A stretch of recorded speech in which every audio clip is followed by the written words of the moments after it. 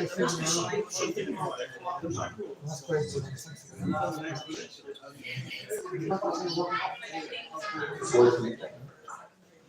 don't need me, no? Well, it's nice to have you. So you're all very welcome. Sorry we technical delay because we're live streaming as well. So I think we actually do have people watching, so you're very welcome as well. So you're all very welcome today to the book launch of Jim Bruce's latest book, which is called Into the Memory Hole. There you go. That's where the name went. Into the Memory Hole, Dispatches from the World of Lies. Dispatches from the World of Lies. And you're all extremely welcome today. It's great to see you here. It's great to see so many familiar faces and people we're meeting for the first time today. And also it's great to be joined by people online as well. I believe there's some people watching there. So the format for today, we're going to have three speakers. Our first speaker is Patrick Bruce. After Patrick, we'll be joined by my father, Jim, who's going to speak. And then our guest speaker today is Mr. Thomas Sheridan.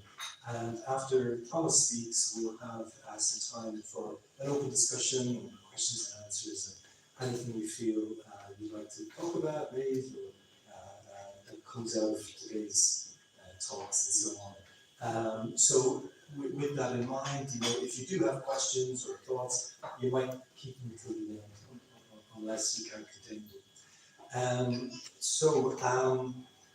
In terms of housekeeping, just a little bit of information. If there's an emergency event, or there's an emergency exit just there, or there's just here down the stairs. With food, as you see, I think we're going to have a little bit more food as well. Is that right? Oh, good check. I think we're doing all right for the moment. And then there's bathrooms just here as well, and also downstairs.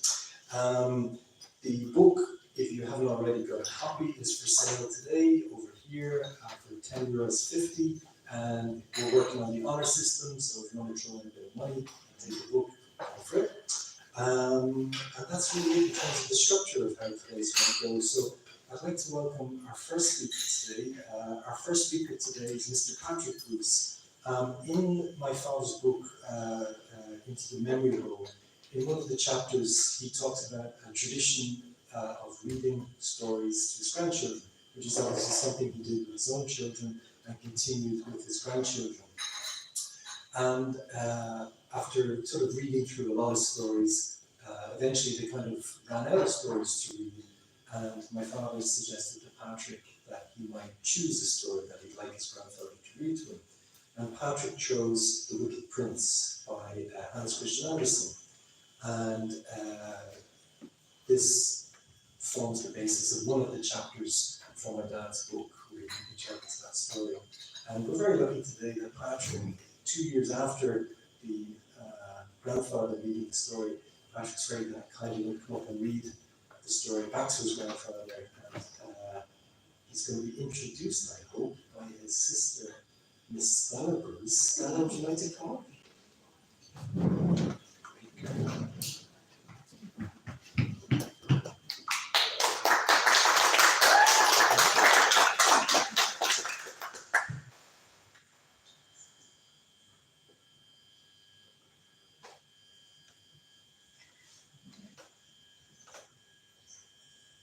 Everybody, my brother Brady Cloghran, read to everybody. Give him a round of applause.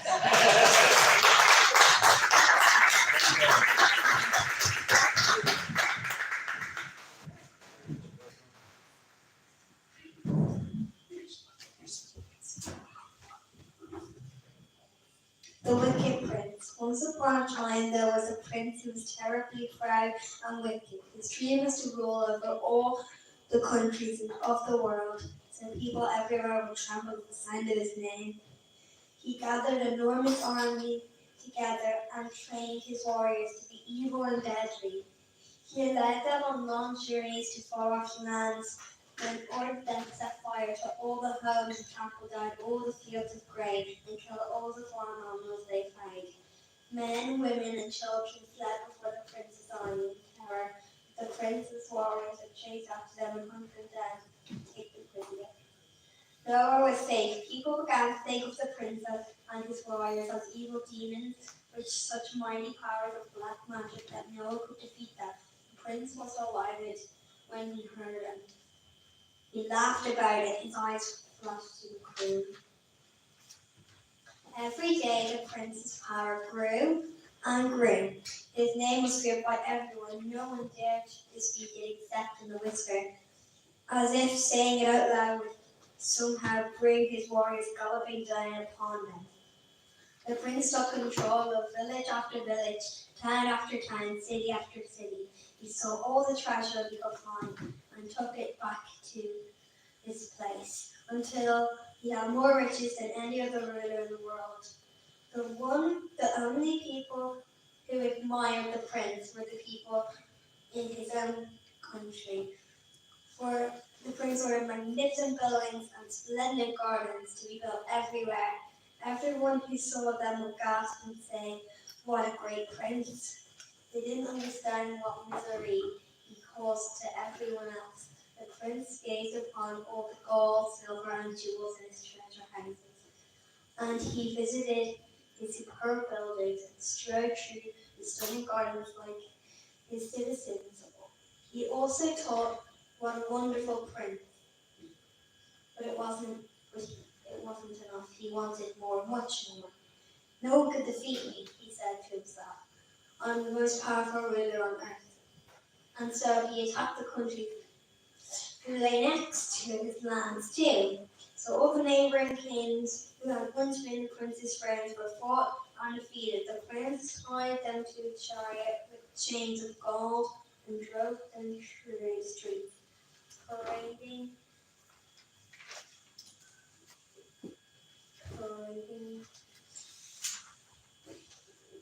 rulers. It seems the prince graced feasting. He made all the conquered kings lie at his feet. He would feed them by throwing scraps at them as if they were dogs. The prince also had many statues made for himself. He ordered them to be set up in every marketplace and every public building of the land. He even wanted to see statues of himself in the churches and the temples, but the holy leaders refused. Your Excellency, they said, you are very great, but God is even greater. We dare not obey your orders. Well, said the wicked prince, then I should conquer God too. He had an amazing ship built, painted in colours as beautiful as a peacock's tail. It seemed to be decorated with many eyes of a peacock's tail too, but in fact each eye was a gun barrel. The prince could sit in the middle of the ship and press a button, and the guns sprang out and fired bullets. They reloaded themselves too. Then the prince ordered that mighty eagle should be harnessed to the front of the ship, so it could fly through the air. In this way, he took off flying higher and higher towards the sun. Up, up, and up he went until the earth lay beneath him. At first, the mountains, forests, and lakes looked like a pattern quilt. Then the country spread out below like a huge map. And finally, the eagles rose up through the clouds. The earth was hidden from view by swirling mist. Then God sent one of his angels to meet the proud prince. The minute the prince saw the shining beam, he set off all his guns, and 1,000 bullets fired, but the angel spread out his glowing wings, and the bullets bounced off and fell to earth like hailstones. The bullets drew a single drop of blood from one of the angel's feather wings and dripped down into the prince's ship. But that single drop was so heavy, as thousands of tons of lead. The enormous weight of it sent the prince's ship hurling at a terrible speed back towards the ground. The wind howled in the prince's ears.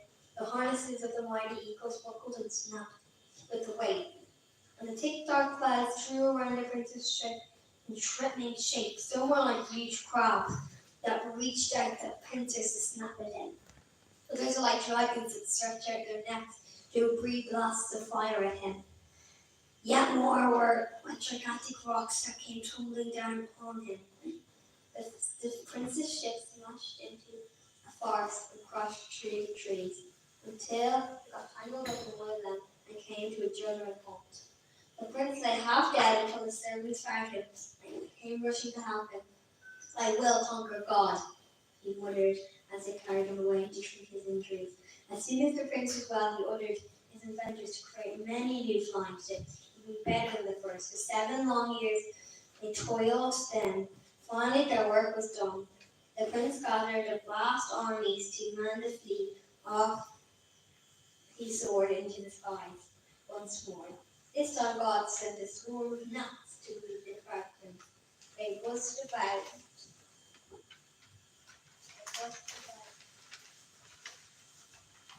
stinging his face and hands. The prince was furious and he wildly drew his sword to slash at them. But all he managed to cut was empty air. Then one tiny gnat crept into the prince's ear and stung him viciously. It burned like fire, and its poison rushed straight through into his brain. The prince went mad with the pain. He tore at his clothes, he pulled at his hair, and eventually he fell to the floor dead. And then all his soldiers mocked and jeered at the prince who wanted to beat God, but who was overcome by one tiny little gnat.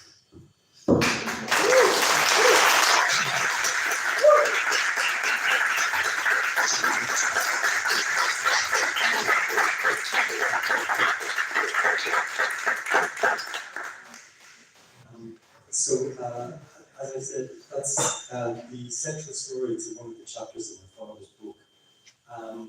I suppose it falls to me now to introduce the second speaker, who is my father. And this is, as many of you know, this is Jim Bruce's, I'm going to say, third book. His first book was in 2007, Faithful Servant, which was a memoir of Brian Kealy. And my father wrote that book, and I remember when he wrote that book, because at that time he hadn't written a book before. My father's background wasn't in writing. He was a banker, and then he had his own company for many years. And his explanation or his reason for writing that book was because nobody else was writing it. And he was the only one who was going to take it up, because he felt that that book needed to be written. Similarly, in 2020, my father wrote a book about James Swinton Lawler. And again, this is somebody who my father believes is very important, but overlooked in history. And my father felt it was up to him to write this book. And it's September now, September 2023. So it's almost exactly 3 years since the launch of that book on the James Swinton Lawler book, which we launched in Holy Cross in September 2020. And we were speaking just before about the situation in Ireland in September 2020, where I think they were threatening to close borders the night before the book launch. And we had to run out of the capital to make sure that we could get to Holy Cross in time. We were worried that the police would raid our book launch because somebody wasn't wearing a mask, or all of that kind of thing. So we find ourselves in different times, but still, you know, the world had changed in 2020, and it continues to change. And I think, in a sense, this informed the book that we're here today to talk about, which is my father's third book, Into the Memory Hole. And this book is in 2 parts. The first part is centered on my father's recollections of growing up in the 1960s and re-examining what he thought about those times. And then the second part of the book is very much influenced by my father's reaction to what happened in 2020 and the situation that Ireland and the world found itself in. And he had a reaction to it, he had an instinct to it, which he pursued, and part of that pursuit is represented in the book. So I'm very pleased to welcome my father, Jim Bruce.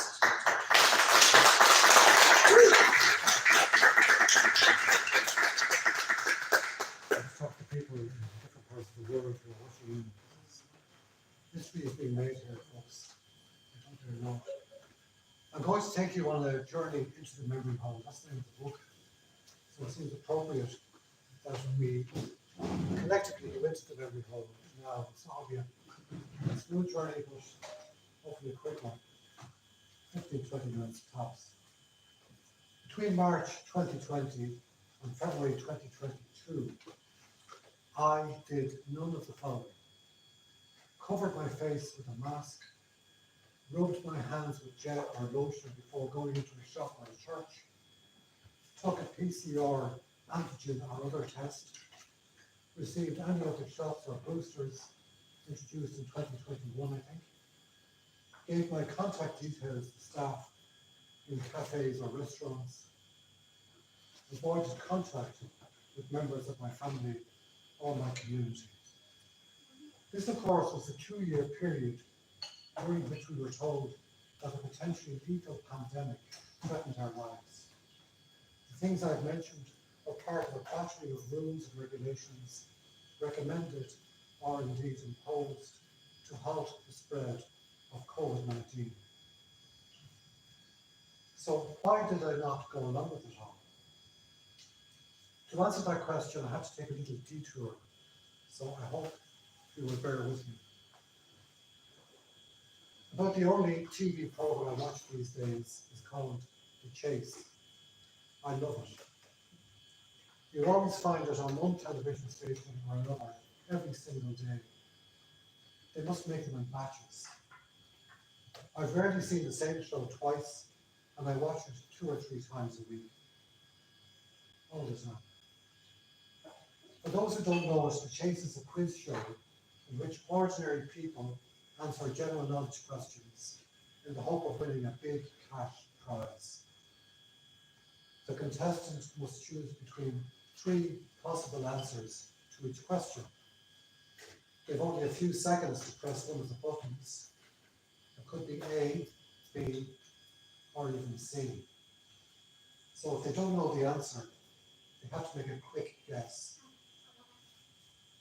Now sometimes when a contestant picks the wrong answer, he or she will say that they were not surprised, that they were leaning towards the correct answer, but changed their minds at the last minute. Now this could be baloney, as they say. Sounds a bit different. And maybe in a few cases, it is baloney.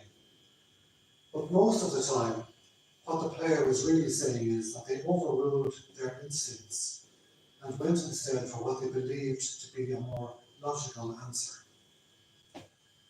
When this happens, and it happens a lot, the host, the legend that is Bradley Walsh, I think he's fantastic, tells them that they should always go with their gut. He is effectively saying that maybe the little voice inside is a sounder guide to the truth than they think. Now when the Taoiseach, and I believe he's in New York at the moment, when the Taoiseach announced the steps his government was taking in response to the WHO's declaration of a pandemic, my little voice wasn't just whispering, it was shouting. Maybe I couldn't put my finger on it there and then, but I knew in my bones that something was off. However, unlike the contestants in The Chase, I did have the luxury of time to figure out in my head why I felt so uneasy in my heart. There was something else as well. Over the years, I have found that just because people are in positions of authority, I shouldn't automatically believe what they say. And that's true whether they're doctors, politicians, college professors, bankers, and anyone else I once put on a pedestal. I won't say I have become cynical, well, maybe a little, but I'm definitely more skeptical than I used to be. So when I listened to Veronica talking about COVID, I decided to dig a bit deeper and see whether or not my instincts were correct. It did not take long to figure out the truth of the matter. that I and my fellow citizens were being deceived on a grand scale. Now, I don't know why we have been deceived. These things are usually about money or power, and maybe it's as simple as that. Who knows? We might find out one day. For now, all that matters to me is that we are being deceived. Of that I am convinced, 100%. Now, I don't know about you, but I hate being deceived. I hate being lied to. That's why I never wore a mask, nor did any of the other things I talked about earlier. So the fact that I am still alive and healthy today means either that I am very, very lucky indeed, or else I was right to follow my instincts. Now, why do I raise this at all? On a lovely Sunday afternoon in September, at a pleasant social gathering for the launch of my book. Because that is what my book is about. The lies we have been told and are being told all the time about the world in which we live. After all, the title of my book is Into the Memory Hole, Despatches from the World of Lies. First of all, there are the little lies we tell each other. And I mention a few of those in the book from my own past, ones that have stayed with me over the years. But mostly, I go into what you might call the big, or perhaps more accurately, the public lies that are more familiar to most of us, I think. Like the first Gulf War in 1990, or the case of the Birmingham 6. As I began to do my research, it soon became clear that these public lies didn't begin or end with COVID-19. I realized that our whole civilization, our culture, is built on an enormous slag heap of lies. And I wonder if this is what George Orwell was talking about when he coined the phrase "world of lies" in his book 1984. Now, for those of you not familiar with Orwell's book, it is a science fiction novel about a future totalitarian superstate ruled by a tyrant known as Big Brother. In the blurb to my own book, I refer to 1984 as a prophetic novel. And I call it prophetic because I believe a great deal of what Orwell wrote about in 1984 has actually come to pass in our present day world, although perhaps not quite in the form he predicted. George Orwell wrote his book in the late 1940s, but I think he must have guessed what was coming down the tracks long before then. For instance, I found this in an article he wrote as early as January 1939. This is a straight quote from the article. It is quite easy to imagine a state in which the ruling caste deceive their followers without deceiving themselves.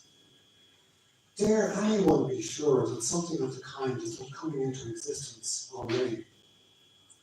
One has only to think of the sinister possibilities of the radio, state-controlled education, and so forth, to realize that, quote, the truth is great and will prevail, end of quote, is a prayer rather than an axiom.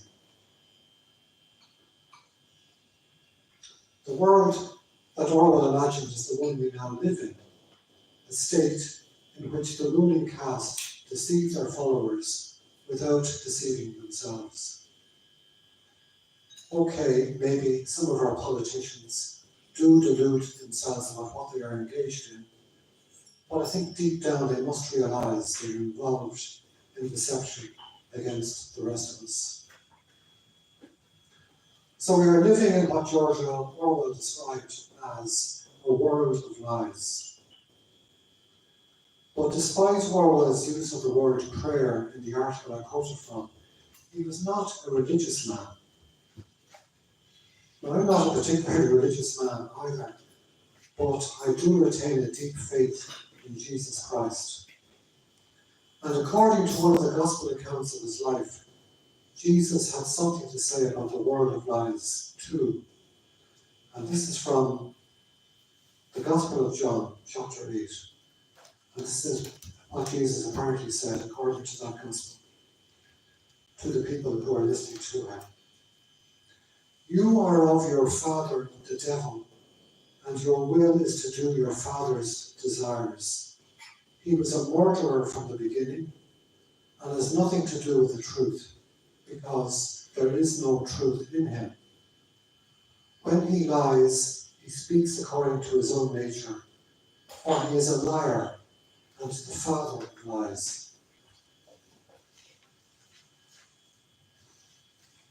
That's quite stark, I think, even perhaps brutal. And the one thing that strikes me when I read that passage is that maybe our world of lies is a lot older than I thought.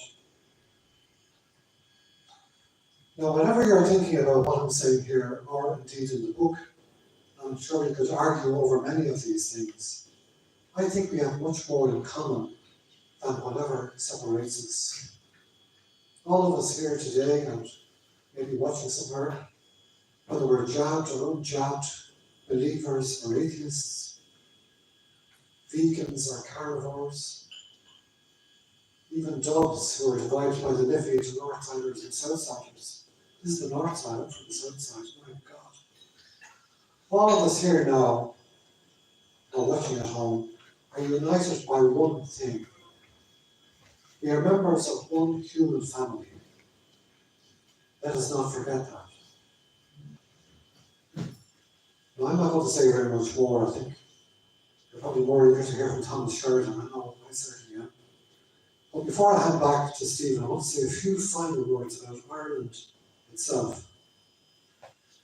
Now, historians, I've studied history, and historians like to deal in evidence and proper sources. But what I have to say is probably more of a fable or a myth than anything I can reference in a citation. It might be true, but I'll leave you to decide that. So, what I'm imagining right now is an Ireland of long, long ago, when grace flowed through the land like a mighty river. This river of grace enabled the people to live as people should, free and happy. I believe that river still flows today, but it has been reduced to an underground stream, maybe little more than a trickle, but it's still there. And if we can find it, I think we can get it going again, even better than before. And if we can do that, I believe the land and the people will be replenished once again. Now I'm really going to stop, but before I do, I'd like to let everyone know again, Stephen's mentioned it, there are a few copies of my book there. But only if you want to go deeper into the memory hole than I've taken you just now, just leave 10.50 on the table and take a copy. If there aren't enough to go around, and there probably won't be, probably will be actually, you can also get it in a paperback and you can use that if you have a smartphone. There's QR codes there and all. You can get a PDF for pennies. So that's as much as I want to say. Thank you for listening.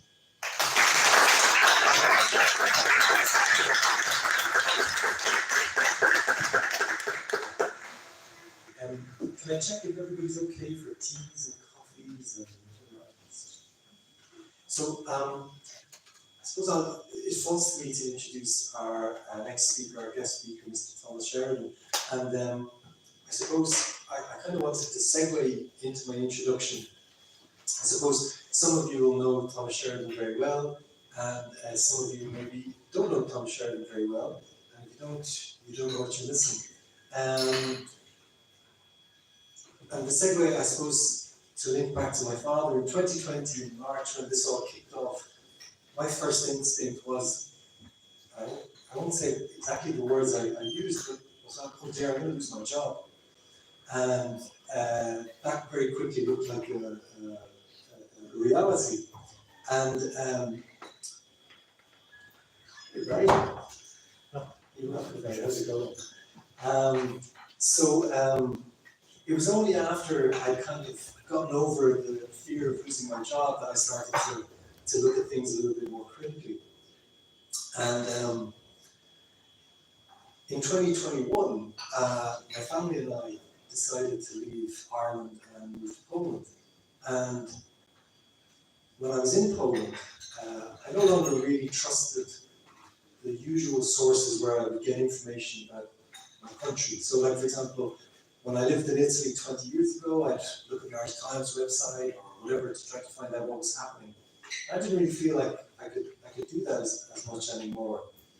And before I'd left, my father had suggested I watch these YouTube videos, some fella in his car talking to the camera. I said, what? And I watched them. And I watched them with an open mind. And I watched them because my father recommended them to me. And obviously I put a lot of faith in my father's recommendations.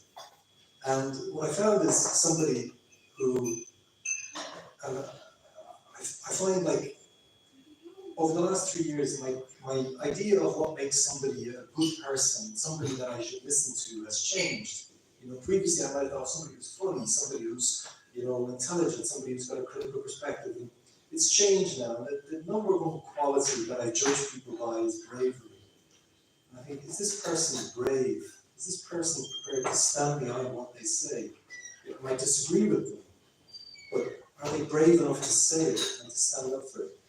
And in 2020, at my father's book launch, we were very lucky to have, I think, one of the bravest people in Ireland at that time to speak, Mr. John Morris, who's here today. And we're very happy that he came and he spoke, and my God, it was amazing. And that video is also available on my father's YouTube channel. If you want to watch it, it's terrific.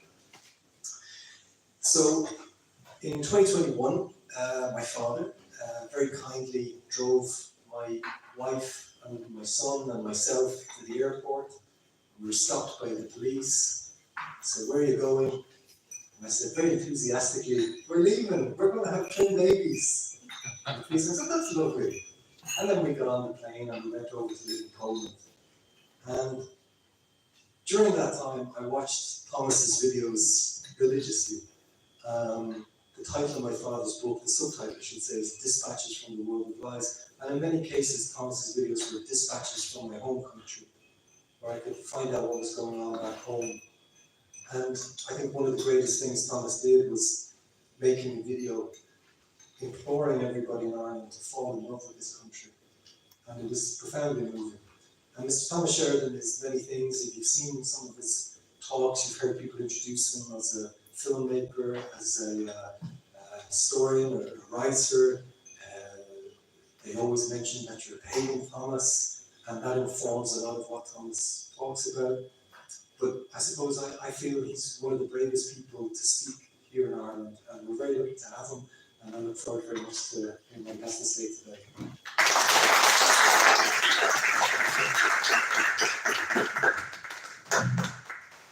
Well, thanks very much, Stephen. I'm very humbled by that. Thank you, Jim, for asking me and your lovely family and everybody who's come along to this. I see there's children here, so that's 90% of my speech gone. Thanks. So I'll have to improvise. I've met Jim twice, both at events organised by Jerry here. One was in Tuam in County Galway and one was in Fermoy. And I met the man briefly, and you said you were writing a book and you asked me to, would I want to be interested in it? And I don't normally write books like this, and I'll tell you why. I get biographies up in Sligo for some reason. As soon as they find out who I am, there's some guy comes out of the woodwork and he goes, I wrote a book about my life, would you read it and tell me what you think of it? And it's usually just a dry shite and love of his own mediocrity. It's awful, you know, so I didn't expect that of you, but that was my previous thing. So I read the book, and I absolutely love it. It's absolutely brilliant. I read it twice. You can see I've taken tons of footnotes from it. Now, it's a book of two halves, appropriately, because it talks about two Irelands, really. And the first part, okay, that was before my coming of age was in the 80s. And I grew up in abandoned flats up the road. Jim was the bank teller, at the Bank of Ireland, where I had an account. And I found my passbook last week. I dug it out. I'm very diligent about my finances. Being a Wall Street person, I learned you have a good stewardship over your accounts. And even then I was. And I looked at the passbook, and the last entry was 1983. And I took all the money out, and it was £800 in it. Now, I was adding that up. That was a lot of money back then for someone who was a teenager. Yeah. Now, I was working in pubs, mopping floors, and I used to work in the stock room, taking barrels off the trucks and putting them in the elevator, bringing them up. But still, it made me realise, in reading a passage in the book, that the Irish Times said that the 1960s was a bleak and dark time in Ireland. And Jim said in the book, I have absolutely no memory of that. And if you look at TV footage of Ireland in the 60s, a place like Collins Street, all around the country, everyone seems really happy and joyous, and there's lots of neon light and bands and just rock and roll and everything else, Collins Street is unrecognisable. It looks like Times Square back then. And so it was the same thing, that the 80s weren't bleak. Okay, I didn't drink when I was a teenager growing up, so I was able to save the money, but still I spent money on other things, and that, I thought about it, I wasn't broke. I was not living in, when we talk about the 80s, everyone was really poor, really broke, no one had a pocket visit or anything, but I was able to have to save £800, which shows you it wasn't as bad as the revisionism we're given about the times in Ireland. And that jumped off the page when I read that. Things were not as bad. When you go and you look at all the ads in newspapers, there's the price of houses, down payment of €1,000 for a house in Drumcondra or something, or Whitehall, or where there are million euro houses now. And you realise that they lie about everything. They really show see things like RTU's really in the years. You'll have something about the swing 60s. And they'll show the Beatles on Philadelphia on Abbey Street, and they will show things like that. Rolling Stones, Irish tour, it looks fantastic. And then they will interject something horrible. Always do this. Watch that show from now on. It brings you up going, it was great. It's in Ireland back then. And then something in Northern Ireland, some murders, something else that's amplified to an extreme to make you think that was just as part of relevant of the culture back then as everyone else's life. And the Irish media functions in that way. They're always putting a damper and on our experience as Irish people. Like I can remember when I lived in America, and I can remember I worked on Wall Street, and people used to see Irish films. And a lot of them were really dark, like Kealy and films like that. And I said, no, my life growing up in Ireland wasn't like that at all. I guess that exists in certain parts, but that's not typical. And they were the only films you'd ever see come out of Ireland. I think when the Commitments came along, it was the first one that showed a really kind of Ireland I grew up in. But even that showed a kind of, obviously Roddy Doyle was going for that kind of Ken Loach sort of social commentary within that as well, to a lesser degree, but it was there. But at the same time too, that was there, but you didn't. Your life wasn't determined by it. There was always bad things in your life. Everyone has, no matter where you live. But there's something in this country where the media wants us to be miserable. They want us to be unhappy. Now, I thought about it for a long time. And funny enough, your book made me realise, because the first part of Jim's book is basically happy love letters to us growing up. Basically that. Now it's not completely all naive, it's not all sugar plums and lollipops, but it's basically a love letter to the past. The second half of the book, it takes a very dark turn, and I suddenly remembered how viscerally angry I was when the lockdowns and all that stuff started initially. How I felt like my life was being robbed from me. And so that was sadism. I know it's a very difficult thing for the average Irish person to understand, but there, within our establishment and what we call our ruling class, and it goes on the global stage as a whole, there's a sadism from the top going down. And it's a sadism that's delivered with relish. They like hurting us. Now, I can remember, it's almost like, it's almost like the Lord of the Rings. He lived in the Shire in the 1960s, and then Varanka threw into Mordor. It's like that. And that's how I felt at the time too. I felt very much. I felt, what country am I living in? I can remember that distinctly. I can remember I was reading about the Committee on Public Safety in France, 2019, and I even made a video about it, how they used public safety in order to commit genocide against Catholics in the south of France. And we have a safe society, and they just use that as basically a thing to commit genocide. And then I hear this thing in Wuhan, and this story's coming out of this thing, and I could, honest to God, I could feel this cloud descending, this psychic cloud descending. And by January, honest to God, I'd say about February 2020, I was like, have they actually done it? Have they made a bioweapon somewhere, the Chinese or somebody, NATO, and it's accidentally got out, and it's just like science fiction movies we were raised with. Has it actually happened?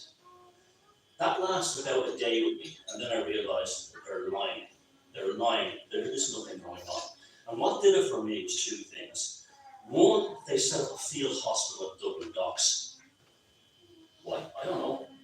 What was it supposed to mean? It was a psychological warfare. It was a psychological terrorism on the population. And to drive that home, they put one of the naval services ships behind it with the big heavy machine guns at the front, just above the so-called field hospital. This whole thing was suddenly looking to me. I've written a book back in the day called The Animal of the Psyche about how they know how we function. It's almost like they're a different species, but they know how we function. They study us.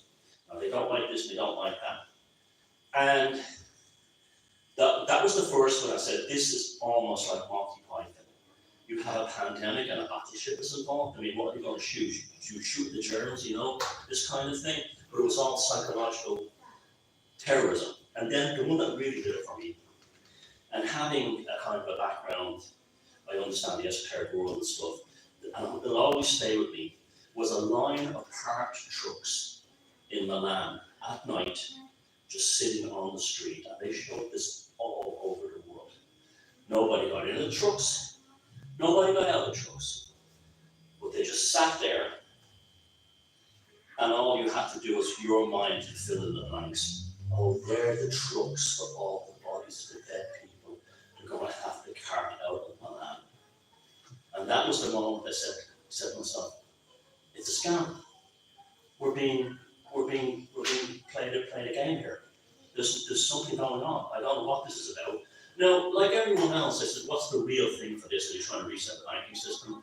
And even part of me thought, I'm very interested in astronomy, and I do know the dangers of these asteroids. Like, how is an asteroid heading towards the Earth? And this is their cover story for it. As absurd that seems now, when you're rationalizing and trying to find something, you'll come up with anything. And after a while, it dawned on me, and it's really strong with me now, the reason they literally attacked us. I know that sounds, for people who grew up, and believe me, I worked in some of the biggest banks in Wall Street, I know how the world really works. It's very difficult for people who've grown up calling politicians in this country by their first names, or to see farcical cartoons in the Irish Times, or, yeah, man from Fianna Fáil is a bit of an ill character, and all this kind of thing. That fundamentally, the body politic of that thing is a visceral hatred of us.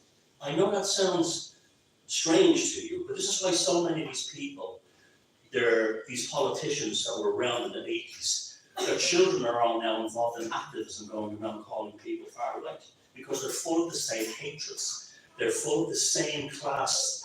I'm in the establishment, I'm at the top, I'm looking down on you. In the 80s, you're no good, you have to emigrate because this country can't support X amount of people. In the 90s, and today, their children are going, you're far right, you're a Nazi. And the establishment has shifted down a gear and raised the children of attack among the so-called left-wing activists. If you look at them all, they all go straight back to all kinds of the members of the establishment.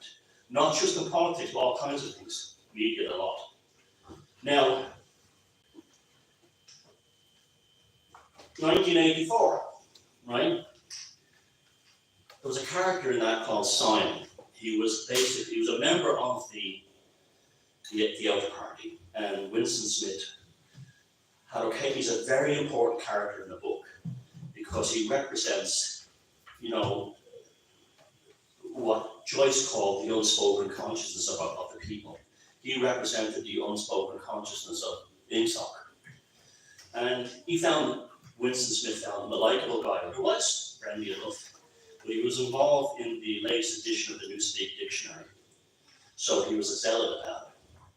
And he says, and Winston Smith describes Simon as an otherwise likeable guy, decent person, but he had this propensity for sadism and viciousness that came out whenever the government announced that helicopter gunshots had shot up a village or the execution of prisoners.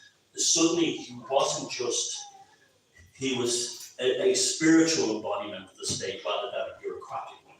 And didn't we see that all during the lockdown and the whole pandemic? Didn't we see that? There was people who were not just doing their jobs, but they were drunk on power. There was a sadism there.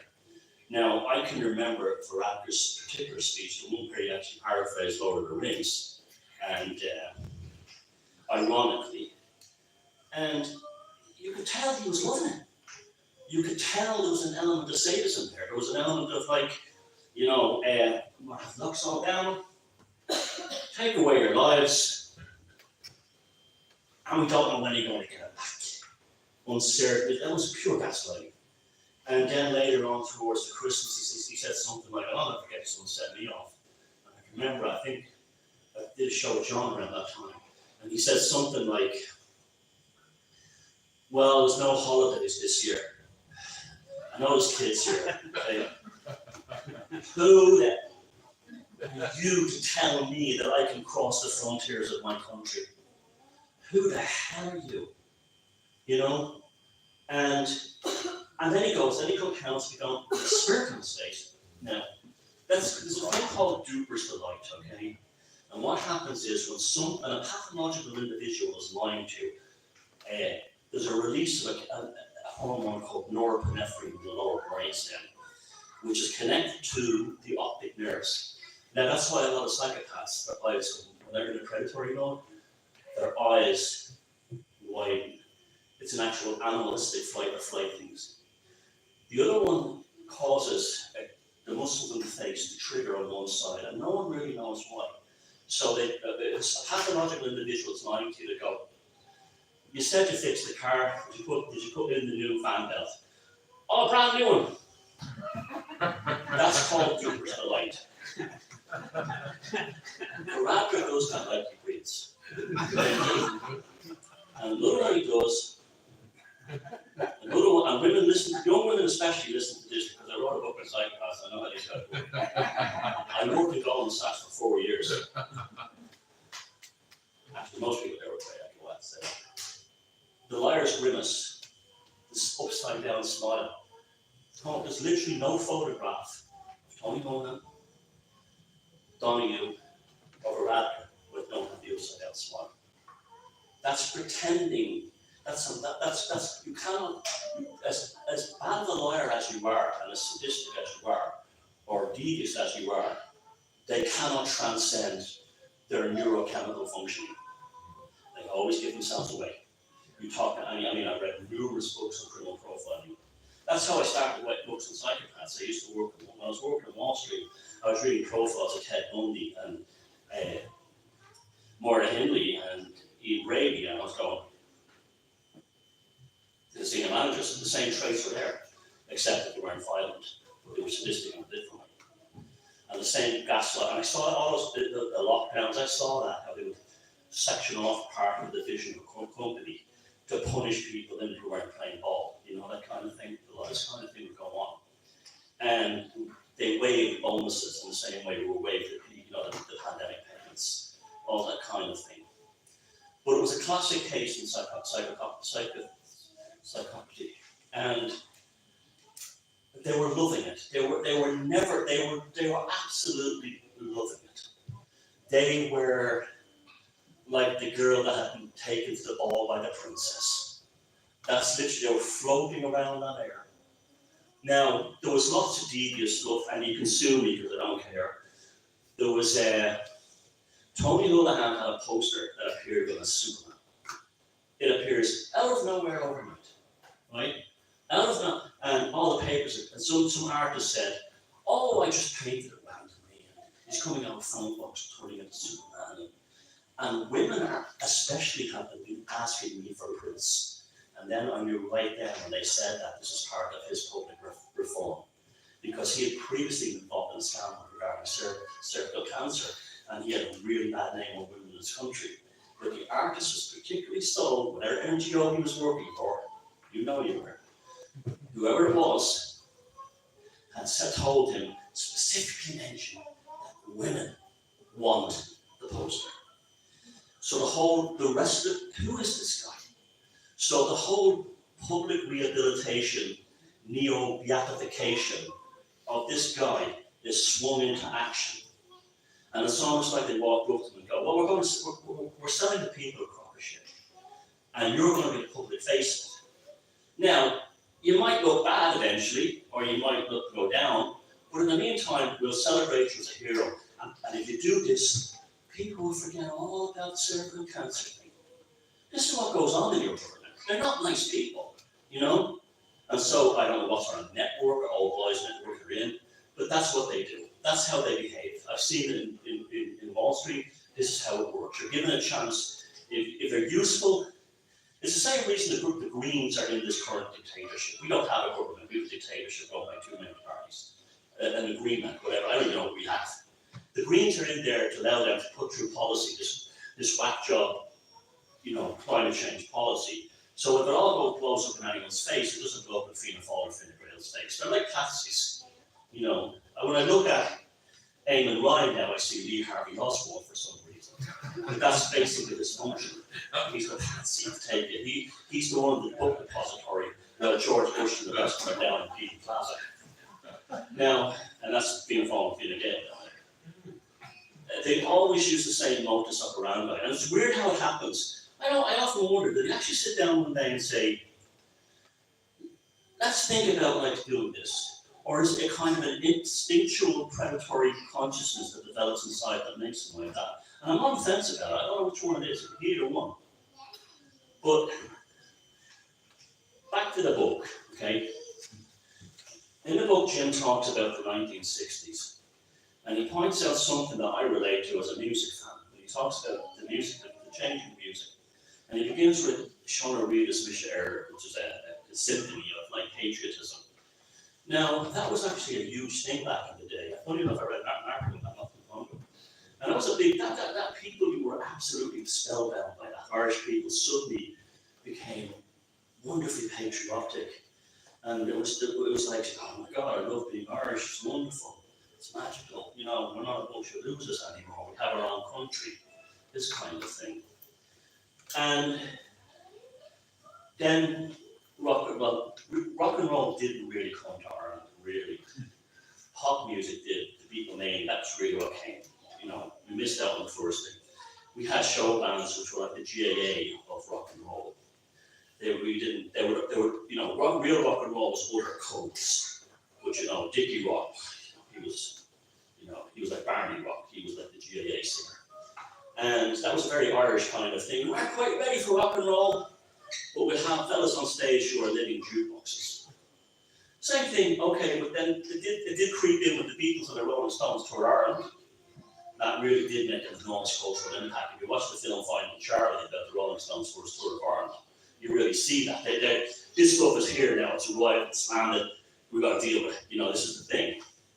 So then culture in Ireland split off, but it's obviously, it seems to be a thing of choices. So you had the Sean O'Reilly thing, that stopped, pop music took over. And then you had two tangents. You had one side of the society went this way with pop music, and the other side of the society went back to folk music and the folk revival.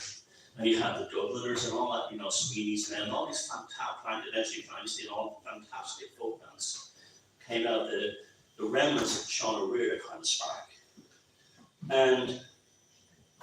But Ireland followed the pop side. You know what I mean? It was like, Dubliners, brilliant. Great, Sweeney's men. Actually, I'm going to see Gilbert O'Sullivan tonight, I'm going to see David Essex, I'm going to see, you understand? That we chose the cultural side of the outside because it was bombarding us. British television was bombarding in anyone who had a multi-channel thing. Now, Jim, you mentioned something else as well that's very pivotal. You talked about in the Plaza Cinema on Parnell Square, at the same time they showed two films. Stanley Kubrick's 2001: A Space Odyssey, and it's a mad world, right? Now, I don't know if you've seen either one of those films, but 2001 is a very introspective, deeply spiritual film. I remember my outfit, who didn't even send me to church, he told me. I remember he told me when he saw that film when he was growing up, he said, that really got me there, I don't know why. I can't stop thinking about that film, but I don't know what it was about. It was because it touched the archetypal core of people who saw it. But Ireland didn't go down that path. We went down the path of it's a mad world, which is a truly awful film if you've ever seen it. It's loud, it's garish, it's in your face, it's pointless, it's annoying. And that was another choice Ireland made. We went further into the world of twee, further into the world of superficiality. And it's been like that ever since. And RT is like, at the Irish Times and the rest of them are like a rudder on a ship, right? And whenever a current takes us back to who we're meant to be or what we're meant to be, they whip it over towards like international pop culture. Why? Because they're assassins. They're assassins of what we are. They're assassins of our traditions, of our nation, of our people. They don't like us. Why? Because they hate us. They hate us. They despise us. They just don't like us at all. It doesn't matter where you come from. If you come from Ballymun, if you come from down in West Common, if you come, it doesn't matter. They don't like it. They like a certain type who conforms, the outer party, people who grow up, families who grow up to join the civil service. That's what they like. They like those kinds of words. That's the Ireland they want. They look at the civil service. That's why the unions in this country. I never saw a union once in Ballymun. Because the unions to me, when I was growing up, were incredibly middle class. They looked after people in the civil service. They looked after people in the semi-states. And they were all much better off than we were. And jobs for life and pensions and all this kind of thing. And when you have someone like David Begg, a guy who said that when the bank's crisis happened in 2008, he wanted troops with machine guns outside banks in case there was a run on the bank. This is a guy who's screaming Larkin every 5 minutes. He wanted machine gunners outside the banks to shoot any people who wanted their money. This guy was also a head union leader, and he was on the board of the central bank. He is the perfect epitome, specimen of everything they do in this country. You think that, so at least in England, they have people like Arthur Scargill who hated the establishment, hated them. We went to war against the Thatchers. Our union leaders on the boards of the central bank, with their arm around the guy they're supposed to be against and fight for. And when they don't, I used to see them on questions and answers. And I got David Begg saying things like, well, the workers this and the workers that. Workers this, the workers that. But it was never the workers, it was only the ones who worked in the government. There was no, he was talking about like the impact and civil service and CIE and all these other companies. The average fellow working with Amplified down the road in the factory, it didn't apply to him, the cost of living raises and stuff like this. So, this official Ireland is a very sinister place. And it creates a situation where people are terrified, and this is what happened with this pandemic, of losing their social status, It's full of signs from 1984, outer party members. Parsons was another character. He was the one when Winston Smith was brought to room 101. He said, my kids reported me to the police. Very proud of them, very proud of them.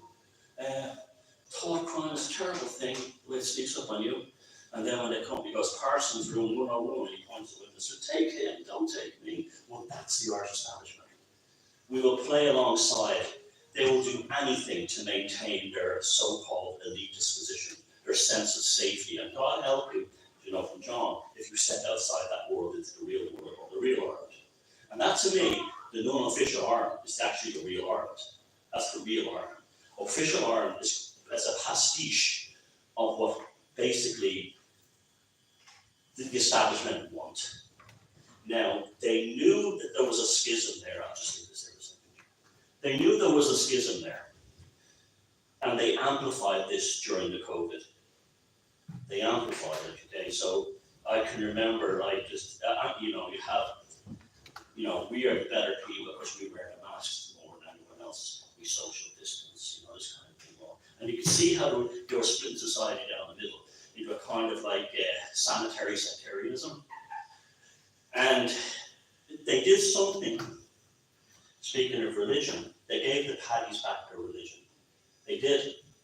They took away the world that the Pope visited in 1979, well, all the Catholic world were gone, but they gave it back to them at the archetypal level, using the rituals surrounding the Mass, the washing of the hands, the processional 3 steps, you know, it was a Corpus Christi parade, you know, this kind of thing. I'm more sainted than you, and this doesn't happen in Ireland, it's happening everywhere. I'm more sainted than you because I've washed my hands more than you today. I'm closer to God. I'm wearing 2 masks today because I'm practically Jesus. And this is what it was like. And at the time, you were angry, but you were also laughing at it as well. You know, these masks don't protect you. That's you went online and you looked at that, even in their own documents, that it doesn't protect you against coronavirus. And yet you had like airplanes flying in from China to Dublin airport with masks on them. And then I'll never forget the procession of the holy tabernacle of the frozen vaccines touring the country. Remember that? Remember that? It's now in Clonbell. And it's like, and I was sitting there going, not only where has Ireland gone, where has reality gone? And that's when I had to get into the car and start talking to the camera, because it was therapy for me. Am I absolutely bonkers here? Am I the only one like this?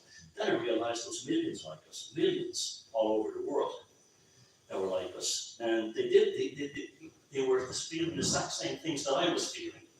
And it became very frightening at times. Like I get emails from people saying, I'm really, you know, Thomas, I live in England.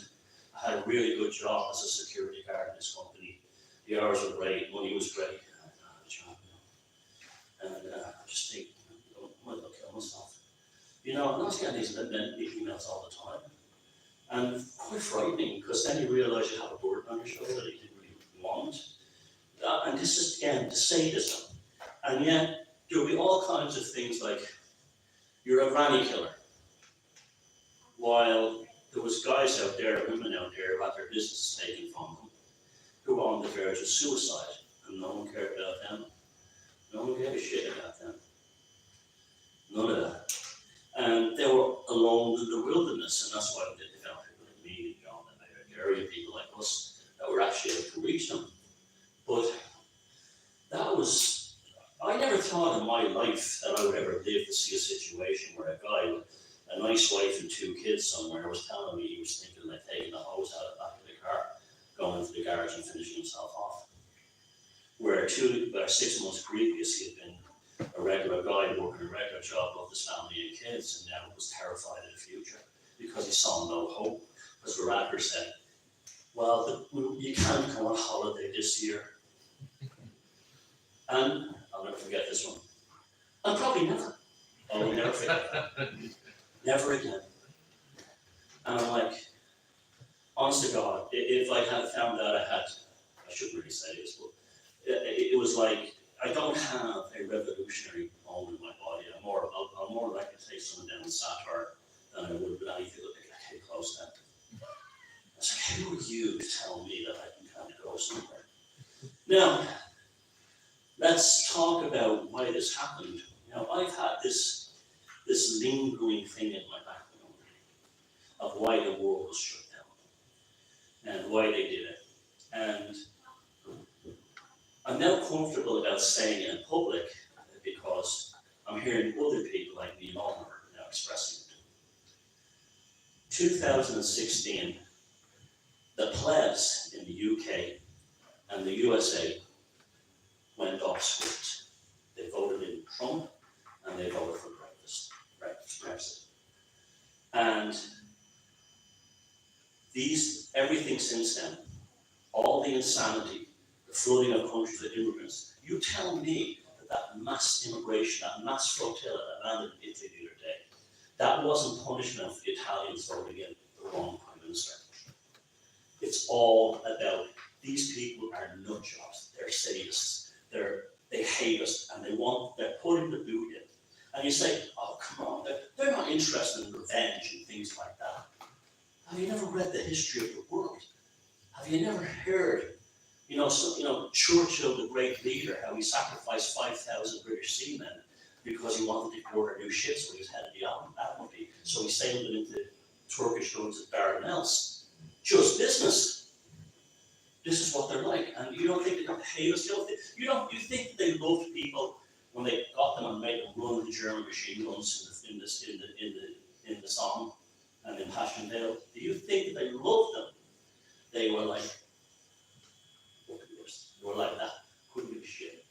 They don't like us, and the sooner we realize that that's how they feel about us, the happier and more content we'll be as people. It's like being in a marriage or being in a relationship. Say you're working with a fella, and you started a business with your friend, okay, you build the business up, and then you're looking at the books, and you go, there's money missing, there's money missing. You go, now Barry, where does this 1,000 a month going out of the account? And he goes, it's probably just getting lost and lose cash or something. I don't like that. And then you find that this guy you trusted has got the company dry and destroyed it. It's like that. It's like that kind of like shock. And it's very difficult for Irish people who have been coached by the media to call politicians by their first names. So we think that they're your friends. To actually say, Leo wouldn't do that, Michal wouldn't do that, Eamon wouldn't do that. I saw a thing, there was some socialist TD, that was some event in West Dublin, and the guy there was on our side and he was giving her up hard to her. And she was calling him the most repulsive names. And he kept calling her by her first name. And I was like, that's why she's calling you repulsive names. Because I'm not treating you respectfully, because they trained you like pets to call them by their first name, no matter how badly they treat you. And this is appalling. And this is like one thing, and when I die, I want to be known for it. I stop people in this country calling politicians by their first name, because that is a psychological programming that's deliberately been done ever since birth here. Well, if we start with Charlie High, well, you can actually forgive Charlie High because he kind of was a gangster, so I can't explain that. There was something lovable about him, genuinely. I kind of like that about the man. But ever since then, Charlie became all first names. They're all first names now. And people put down their guard. Well, I call him by his first name, but he wouldn't do anything horrible to me. And psychology is a very interesting thing when you start looking at it in this way. Now, Despatches, Jim's book, yes, that didn't go away. That world is still there. But they didn't take it from us. We kind of let them have it because we put our guard down. I really do believe that. Now, there's always people who, like John, during the family referendum or whatever it was, there's always the one who, the one who shouts the Emperor's new clothes, or that kind of phenomenon. But I think now things have changed. I actually have a lot more faith now in the people going forward. Because when I'm going around the country, I get people people stop me and say, thanks very much for the vlogs in the car. And, you know, you're absolutely right. Now, that would have happened if they hadn't done this. And they're getting desperate now. You can actually see the desperateness. You can see, like Russell Brand, I don't like Russell Brand, I just don't like the guy, I never did. And I find his broadcast very, after 5 minutes, but at the same time too, he's been given enough harsh to the globalists. And there's no doubt about that, he has. I went back and looked that he definitely was. And so now he's getting a warning shot. Well, actually, he's getting the coup de grace, but we're getting the warning shot. The rest of us are getting the warning shot. Like, you'll be next. See what we did? See what we did to Oliver? You'll be next. And, I'm sure he, I'm a great believer in innocent and proven guilty in court. I'm a great believer in that. And you see how the newspaper will have a headline saying, shocking disclosure about Russell Brand and some actress or whatever. And you'll look at the headline and you think, oh, he's a dirty bastard. And you read down and she actually says, no, I actually found him okay, he was very polite. And that's why the headline is never the same as the body text. And we were masters of that during COVID. So many dead bodies piled high in hospitals, even though they're all dancing in hospitals and choreography movements and all stuff. The headline, they've made people so dumbed down that they read a headline or something, or they hear an intro line on the evening news and they think that's the full story. Where if you look at 1960s news broadcasts, or even journalism, especially the newspapers, you get a copy of like the handed even from 1960s. You're like, what? It's like reading a book. And it's not a government press release rewritten. I love Fintan O'Toole. And I actually, have I ever met Fintan O'Toole? The question is, have you ever had an idea in your head that originated from within your own consciousness? Because you are literally just regurgitating government press releases in between telling us how wonderful the government are. And the whole left are like that. Now, this is the irony of the day as well. I can remember quite well having relatives in England during the miners' strike there. And there was a very distinct thing between left and right, the conservatives and everyone else, that kind of thing. Now the left in this country, and the whole world, because of this climate change thing, are actually serving the international banks. That's who they're actually working for. And you cannot get into their heads. As if you understand that all these policies that you want rolled out are primarily to make banks richer, and bankers richer, and the globalists have control of your life. Oh no, it's not like that at all. I'm against the bankers. And yet, you go look at the website, go look at Nat West's policy document and compare it to, its Extinction Rebellion, and compare it to Greta Thunberg's book. It's all the same. And you cannot get it into their heads because they're still not put on labels. I'm left, I'm right, and they'll talk like I'm 57 genders. Heinz man. And this kind of nonsense. It's all about taking people's self-reference away from themselves. And that was Simon's thing in 1984. He had no internal self-reference. He didn't realize that as he was constructing a Newspeak dictionary, he was annihilating himself. And Winston Smith even said that, and they'll probably kill him first. Why? Because he's too intelligent, and he might wake up one day. And there you go. I imagine you go to the civil service, the one sitting in a closet giving some no-show job, is probably the one guy or woman who would actually say, that's a dynamic person. That's a dynamic person. But because he or she was a danger to the ones who were, the frackers and the arms, the mediocre conveyor belt types, they give him a job in the civil service where he sits in the closet stamping something. Because they don't want him, he's too dangerous to be allowed. And this is the thing. This is why we never get any change. And this is why I don't even believe in elections anymore. I'll never vote ever again. I'm pretty sure I won't. Not the way things are now. There's no one to vote for starters, but there's. But take out your ballot paper. What's that? Take out your ballot paper. Do whatever you want. That's what I would like. I wouldn't vote. No. I wouldn't. There's no meaning or identity to things. What's that? There's no foundational qualities to anything. the policies of all the parties are all identical. So there's no foundational aspect of individuality to each one of those things. It's, you know, it's like the whole thing in Henry Ford. You can have any colour car you want as long as it's black. It's that kind of dynamic, the political system. At the same time too, you see someone like Trump and Brexit, which I find remarkable because it shows that there is a kind of an awakening of some kind. I'd say a lot of people who voted for Brexit didn't particularly care about the EU one way or another, but it was a chance to stick it to the, like this, the sort of metropolitans, the people who are going, you know, oh, terribly worried about Britain's isolation. If Brexit happens, what they're really saying is, you know, my vineyards in southern France and the tax bills will kill me. That's what they're really saying. And it's the same with Trump. A lot of people in America didn't care about Trump. It was like, yeah, let's get them.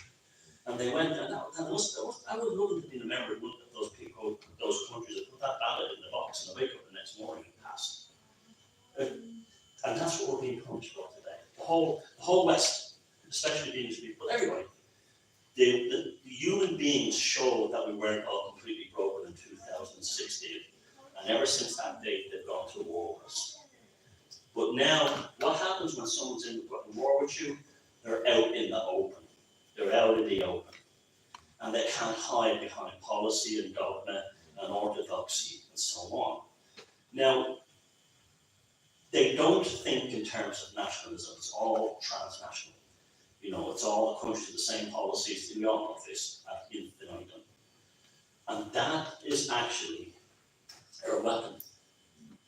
I've been telling you, know, I think the greatest tragedy of the Irish people, and I hold my hand up firmly and say I'm just as guilty as anyone else, is we don't speak our own language. Because in Sanskrit, there's an expression called vrit, and it literally means language is the maker of reality.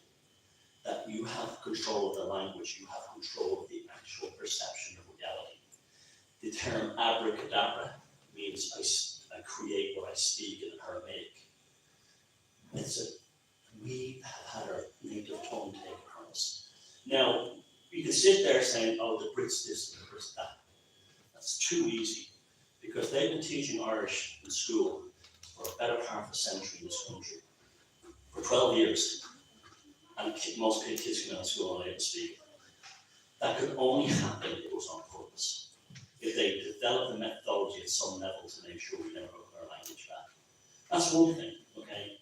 Another thing, I know it sounds corny, I know it sounds goofy, but we have to learn to fall in love with this country. And I mean that literally. I mean, we have to feel about this land, you know, intoxicatingly enamored by it.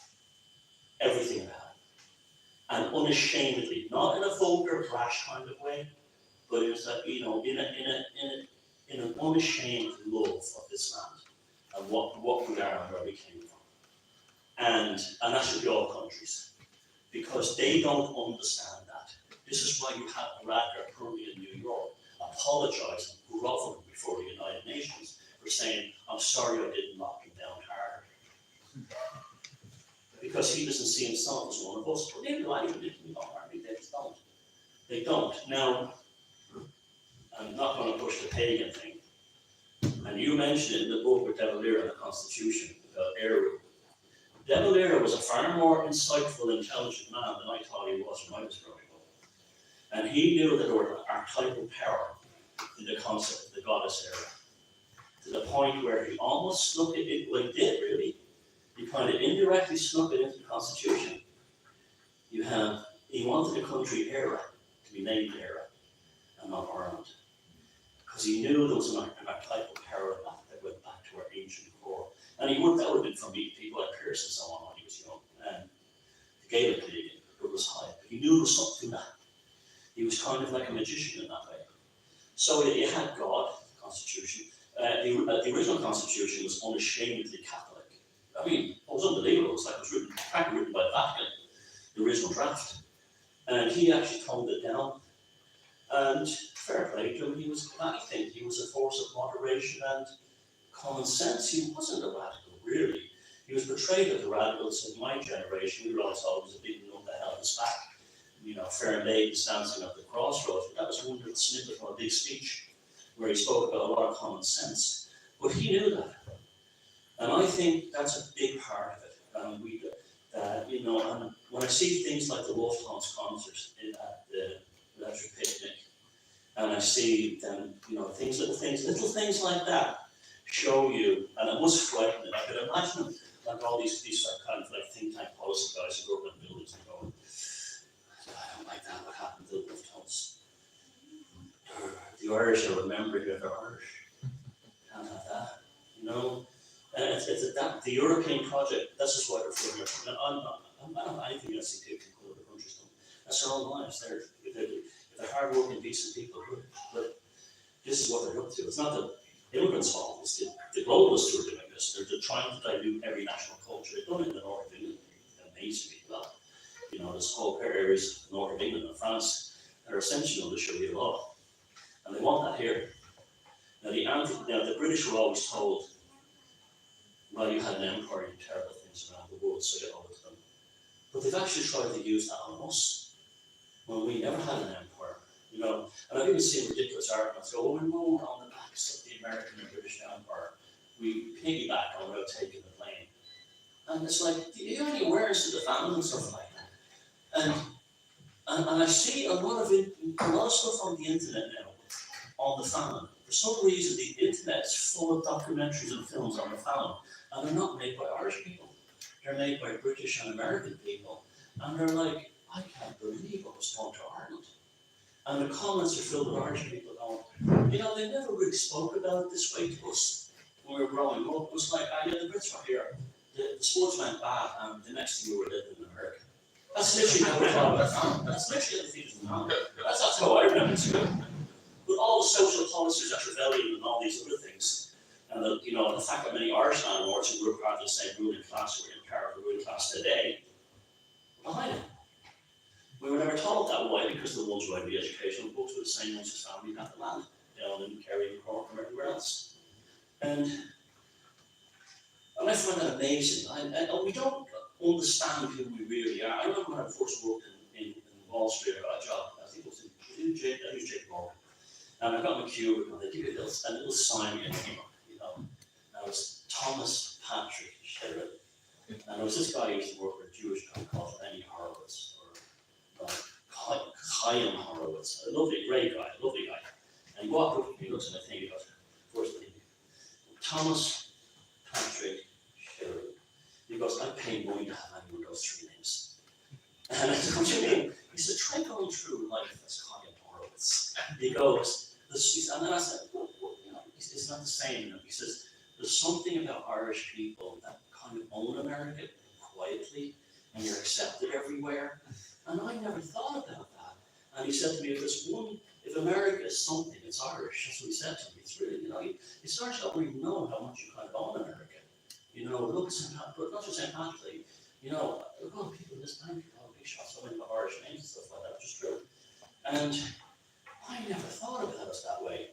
That there was a kind of a cachet, in my name, in my actual full name, Thomas Patrick Sheridan. There was a kind of a social gravitas in that in certain societies. And again, I remember thinking that, I never thought about that. And then I remember one time I was at the Chieftains at Lincoln Centre, and it was just in a very posh part of Manhattan, it's over West Side, it's like, moving on, he's that kind of big money. I always say the park of New York where they didn't shoot John Lennon. But there was playing in Lincoln Centre, classical music, very posh, and all this stuff. And there was all these people there, and there was all these Jewish guys with green melons coming up to see the Chieftains. And I was like, this is just wonderful. How come we're never told about this in Ireland? How come we're never told how people around the world appreciate our culture this way until Riverdance happened? Now you talk a lot about music. I'm not talking about music that affects me emotionally, psychologically, and culturally and spiritually. When I was living in America, coming back and forth to visit my family, and I can remember for some reason, in the years I came back quite a bit from my brother's wedding and stuff, the sound of Enya was everywhere. And I'd come back to Ireland, I used to play Enya. I remember you were to America those years. I used to play Enya as the plane was landing.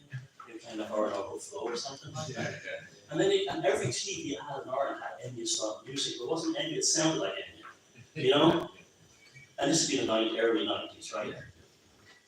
And I can actually remember being in a spiritual state listening to her music while I was here. I know that sounds really weird, but I was actually in a spiritual state. Like, you know, I went to a Tibetan camp, I went to a monastery in Tibet, and the monks were chanting. And I was just amazing. And then recently I started listening to Enya again, and my God, it all came back.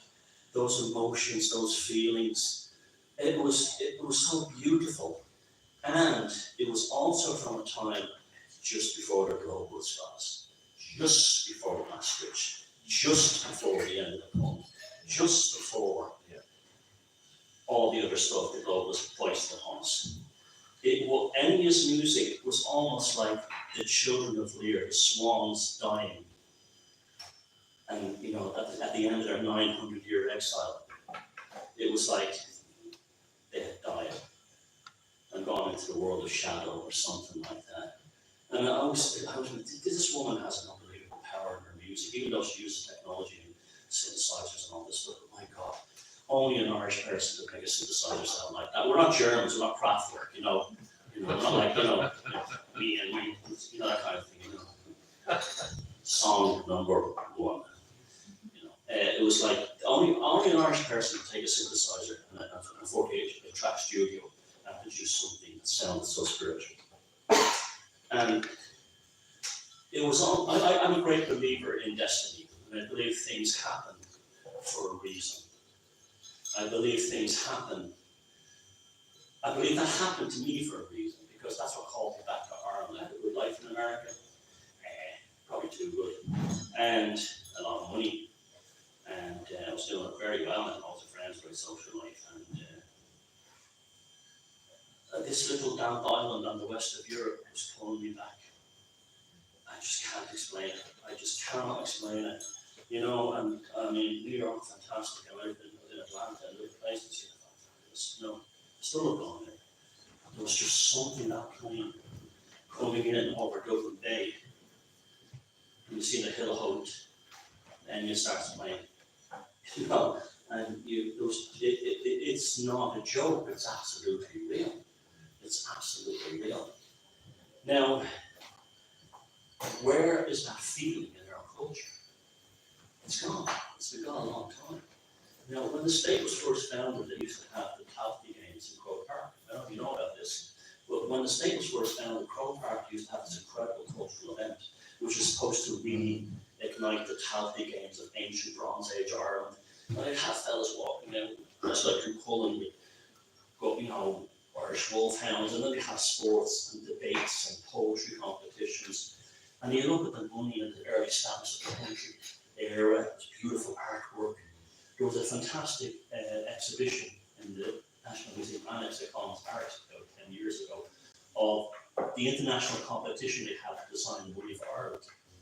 And they had like coins that were designed by famous Czech artists and everything. But in the end, they just stuck with something. And this is what we are. This is what money should show.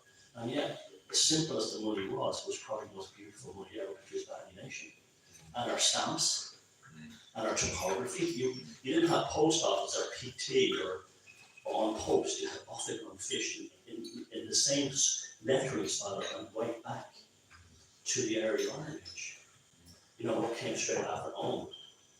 And this river, the river, had flowed, and in the 1990s, it went underground. It went underground.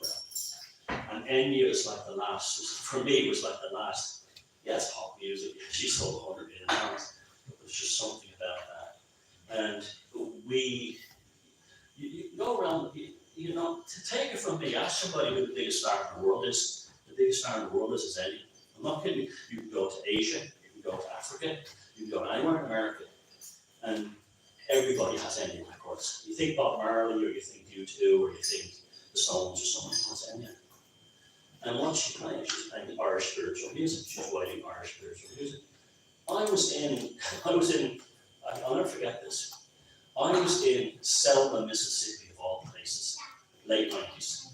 And I went out to see this blues festival with a friend of mine, and there was all these guys there, great, you know, my woman left me, and all this kind of stuff, right?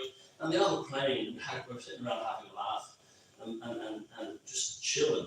And so in the background, I hear behind me, the theme song from the Celts. And the woman who was cleaning up the pizzeria put on the Enya CD at Solomon, Mississippi.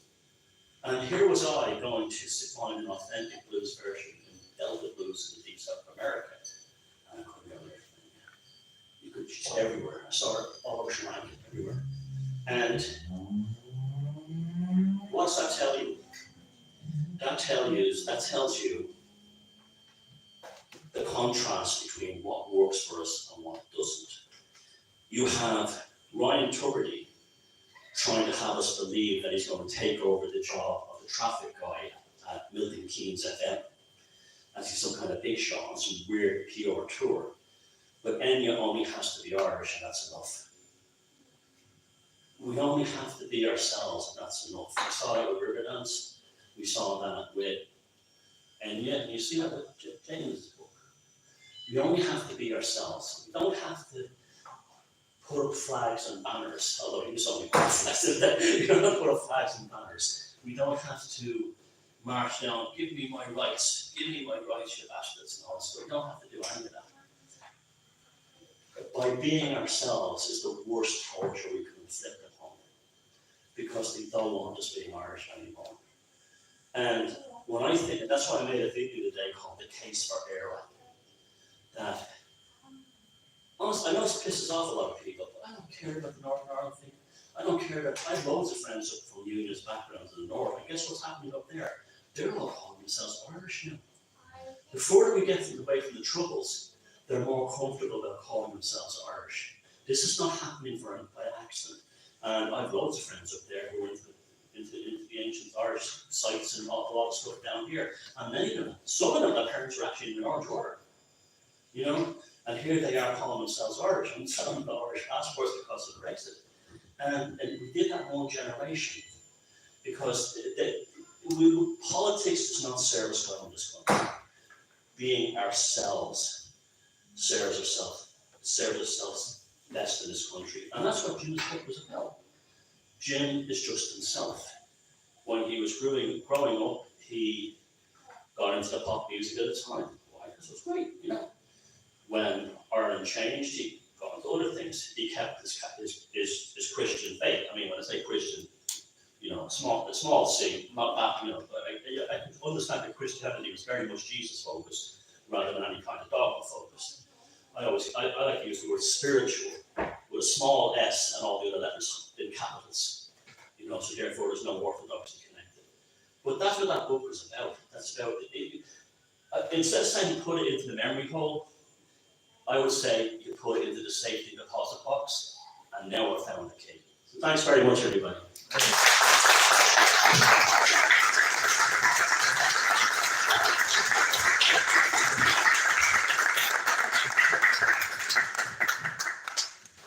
Thanks very much, Thomas. So I think the streaming since you know it's fantastic. Thomas, thanks very much for that. So we have obviously more food and we have more drinks, and we also have time. If anybody wants to raise a point, ask a question, respond in any way, you're all very welcome. So I'll throw it out there.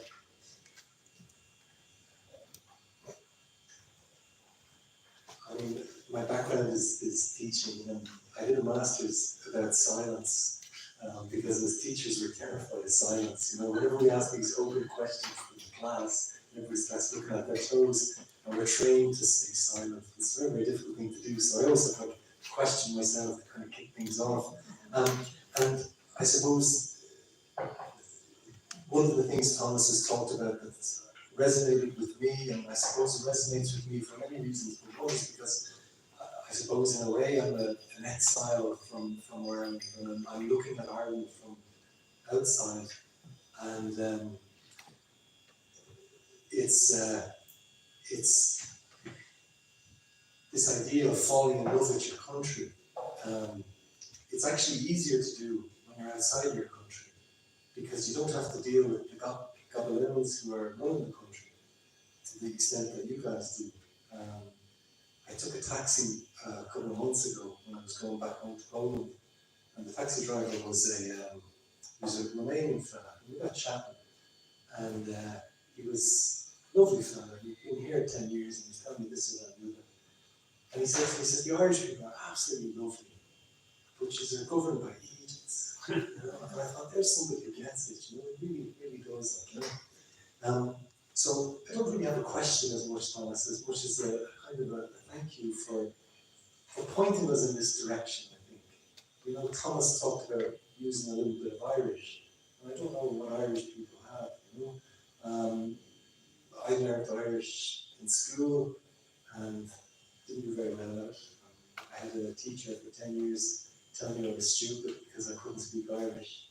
And I went to Italy, and in 3 months I was fluent in Italian. And I thought, maybe I'm not such an idiot, you know? Gael Gores are the biggest problem. I think so. If you're a Gael Gore and someone gets their grammar slightly wrong in Irish, leave them alone. Just leave them alone. They'll eventually get it right. Right, yeah. So put it this way, there we have people like Thomas that encourage us to use the bit of Irish that we have and use it some more. So I'm Brandon. If anybody has anything to contribute, can you throw the microphone away? Can I ask Jim a question? Was there ever a part when you were growing up in Ireland that you could sense that there was this kind of thing on the horizon coming? Because that was one thing in the book I was wondering about all through it. The short answer is no. And I guess having turned 70 last March, I think I'm finally beginning to realise what the world is like. Only now, because I didn't up until pretty recently. And I think studying history has helped enormously in that, because I mentioned historians here, they do get a bit of a bad press, and some of them deserve it. But in general, looking at the past can be quite informative in understanding the present. And I talked there about realising very quickly what was going on 3 years ago, and how that then set me in all sorts of different directions. But because I had studied history, I was able to use that, I wouldn't even call it expertise, but let's say those skills I had learned, to delve into other areas that interested me, to see, is everything okay there, or are they also part of this world of lies? And all I can say is, the deeper I dug, the more SH1T I found. And I could find nothing that stood up to scrutiny in the way that I had accepted blindly in the past. And that journey continues. Maybe other people would look at different things than I have. Things I've looked at in the book, and they just happen to be the things I'm interested in: music, religion, economics. I'm sure other people are interested in far more relevant things than that, but they're the things that make my day, so they're the things I looked into. And I didn't particularly relish what I found, because it really only reinforced this world of lies phrase that George Orwell used when he wrote that book before I was born. So that's the long answer. The short answer is no.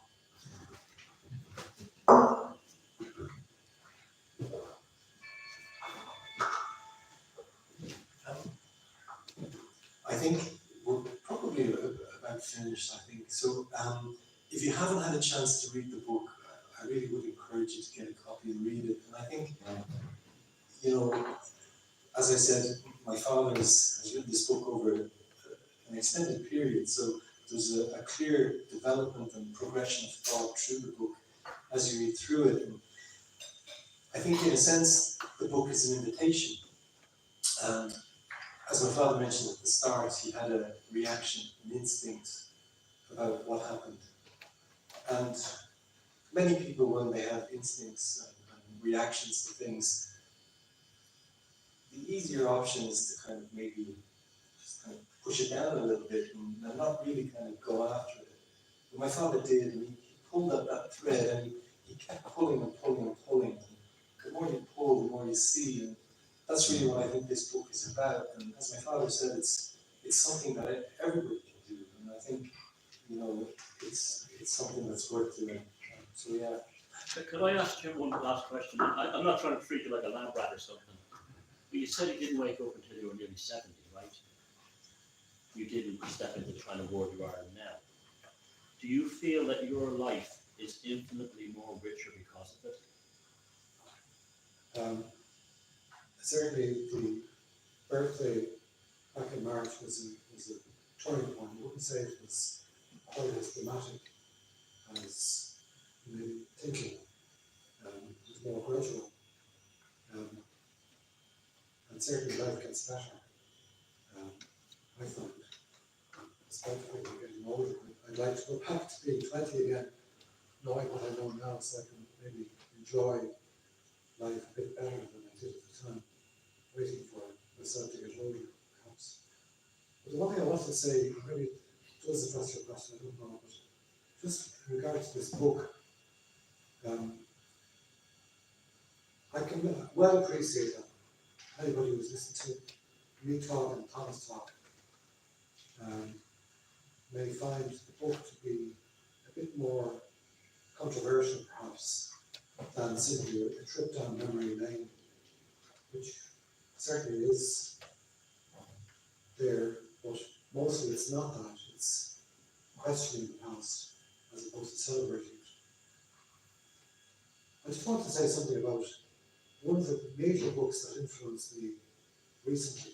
And I was saying to somebody, maybe a few people, that this was possibly the second most influential book I had come across. And you may not have heard of the author. I was reminded because he mentioned Wall Street. And the man I'm thinking of died 3 years ago of COVID-19. This is the official story. He was the man who led the movement, which I can't remember the name of, called, it was the Wall Street movement. You might remember people used to sit in sleeping bags outside the central bank and in other central banks around the world. And this was a protest against the economic collapse that occurred about 15 years ago. And this man apparently led that movement. He was a Marxist, and he was a very interesting Marxist. And he wrote a book which I came across about 2 or 3 years ago. I read it. It's a very, very long book called 5,000 Years of Debt. And I read the book and I was very, very impressed with it. And it changed my life to a certain extent. The one thing I found most interesting about it was that after he died in 2020, the book could be found online under what's called community terms. In other words, you could download it, you could read it for nothing. I thought this was really impressive. This is somebody, or maybe his family, putting their money where their mouth was. So I did the same thing with this book. So all I would say is if anybody is intrigued enough to want to know what's in this book, but maybe repulsed by some of the things I've heard today, you can actually get this book and download it for nothing if you want to avoid any kind of expense. And if you want to do that, the place to go is archive.org. And I don't know what it's looked at because he told me about this place. And this is only the second book I've come across, my book, where you can do that for nothing and keep it. His book is the first. My book is shorter. That's the only thing I can say in its favour. His book is very, very long, but I found it utterly compelling. And it changed my mind about so many things in my life, about the way in which the world is, and yet this man apparently died of COVID-19, and if he was here today, perhaps he would be shrieking at some of the things he's heard, because he wouldn't agree with them. Yet, he wrote this book, he's an anthropologist, and therefore he took a very anthropological view of the world. And his view was that the thing that changed my outlook was that basically people, if left to their own devices, don't worry about things like money or about debt or about I owe you this and you owe me that. They simply look after their tribe without question or without asking anything in return. They might eat the heads of the other tribe, but their own tribe they will look after. So I think if we can somehow extend our definition of tribe, we can be like that as well. Anyway, that's slightly off point, but I just wanted to make it clear to anybody who's intrigued by the book, doesn't want to lay out money for it, you actually get it for nothing. You can archive it tomorrow, and then make up your own mind whether this is BS or if there's something to it. Anyway, that's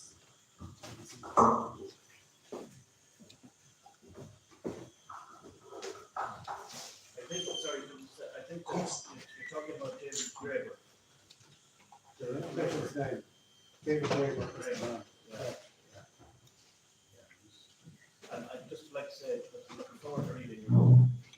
We're about the same age, you have a year on it. And I retired for 6 years now, and I've learned more about the world in the last 6 years than I did in the previous. Yeah, you know. And there's millions like it. Yeah, you know, I love to, I do motorbike,ing and I like to go around Europe on my own sometimes. You meet amazing people.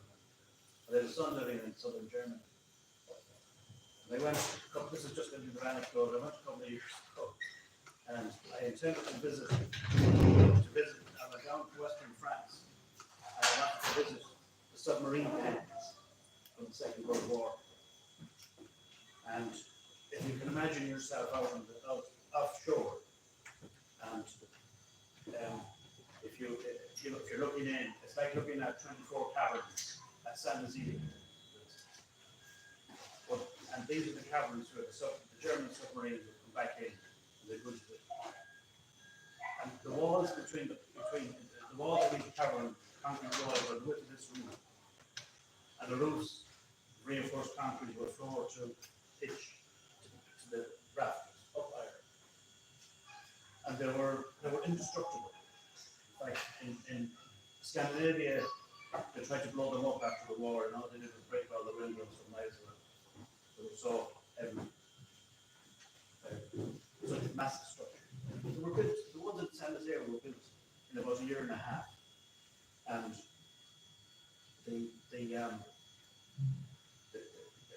what intrigued me was, because I have a background in construction, the massive amounts of materials that were needed to be got to San Jose. And get from all points across France and Germany, railheads, timber, reinforced cement, and steel. They're all built with slave labor. But the thing was in my mind, why did the Allies not thwart the efforts to build the submarine heads? But this is 1941, 42. And I kind of knew, but when I got to my son's place and I was talking to his neighbour, who was a German history buff, he was asking me, that's why such a place, you know, there were 10,000 Germans slaughtered there, and where this guy's coming from. You know? But I told him that I about my visit to the things, to the submarine things. And I said to him, I can't understand why they were able to finish. That because they could have stopped. It's so difficult not to complete them by bombing railways, etc. And he walked over, I can never forget, he walked over to me. It's all about money, he said. You allow shipping, thousands of tons of shipping to be destroyed in the Atlantic, the bankers will benefit from it. It's all about money. We are consumables. Humans are consumables. So that's the kind of thing, you know, there's none of that in school history, you know. That's just an example of something that I learned personally and stuff about the whole COVID thing. Some of the memories for me and I was scared initially, didn't know what was going on here. But some of the memories for me were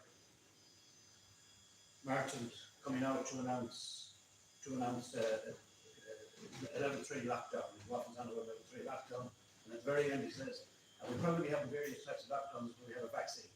And then he turns on his heel, scurries back behind the curtain. And that was a moment for me. This is all about vaccines. And at that time, eminent scientists and doctors in America like Pierre Corey, that you could find, and Pierre Corey almost crying, talking to some Dublin committee about ivermectin and giving evidence about how it would work. You know, so all of these things. The other, finishing this, the other significant thing for me was Cloghran, Matthew McGrath, in some interview stating, not on RTE obviously, stating how he was the representative of the independent TDs on the visiting on the NEFIT, or interfacing with the NEFIT people. And he kept asking at one particular meeting, when he got his invitations, a lot of them didn't come to him, he kept asking, what is the science behind the lockdown? And Houlihan wouldn't answer him, and he was prompted anyway by, I think, Martin or somebody to answer him. And he said, we're having the lockdowns, the science can come later. And I have no reason to doubt Matthew McGrath. And lastly, I'd like to apologise to Thomas for my rude interruption. Just if you don't take out your ballot paper, and I will say this, if you don't take out your ballot paper and destroy it or do whatever you want on it, they can use, they know who doesn't vote, and they do the research for that. I know this from what I know over. You misunderstood me. Sorry, what's your name? David. Yeah. Don't destroy your ballot paper, because you never know the day may come in where an actual viable vote is a possibility. So I'm totally against these people who deregister and things like that. I would hold on to it, because you never know. One day we might get our Trump or our Nigel Farage here, or something similar, or a referendum to get somebody. And they could bring in an appalling referendum, like to lower the age of consent to 11 or something. I mean, look at the freaks we have in charge right now. They do it in a heartbeat. So I'd be against deregistering. I would just say there's no one to vote for now, but keep in your back pocket like a loaded gun, just in case it comes in handy. Deregistering, but I know that they will vote. They will use ballot papers for people that don't turn on. Particularly in rural areas, they know who doesn't vote, and they can orchestrate. So sorry. Thank you. Thank you so much. So I think we're probably at the wrap-up stage. So I think there's probably still some food. If you'd like some more tea or coffee, you're welcome to hang around and have a chat. But thank you again for our guest speakers, Patrick, Dad, and to Thomas for joining us today. And thank you all for coming, for paying attention and listening. And I hope that we really do take the time to read this book. I think it could be life-changing. Thank you very much.